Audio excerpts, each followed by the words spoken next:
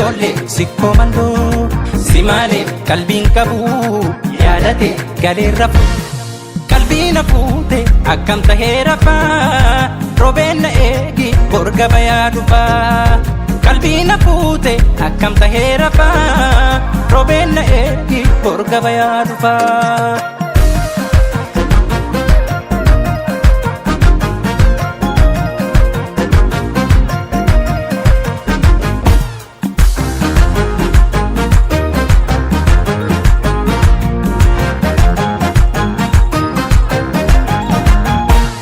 Shankorana biti naggaadeen karaakarini onsi malee kaabuu bulloonan taraatarini diinshoo olii diinshoon giraabaa olii tan giraabaa olii maqaanaha baaduu bulloosi waliin suuma waliin hoolaan baddaa dheeduu yoo gaaraa malee wayya gaaraa malee martii dhungoo beekuusi taatu malee wajji taatu malee.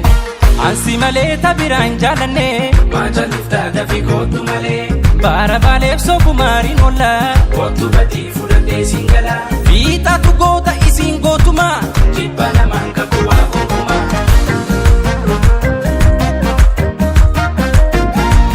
Baalee dachiin gootaa biyya looni uumaan badhaafamtu Oromooni si tochii biqilee suma faarsa natti jabeessitiin beeyuwansa aanaa jinaa qalbii na qajeele.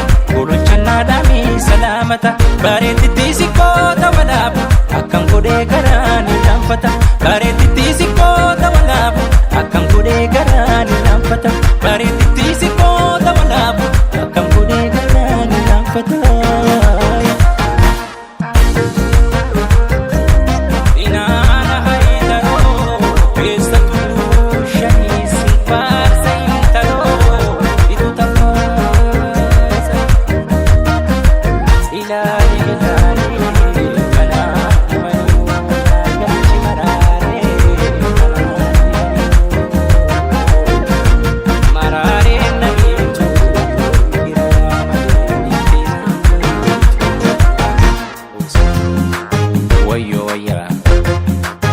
Misha misho aman aman.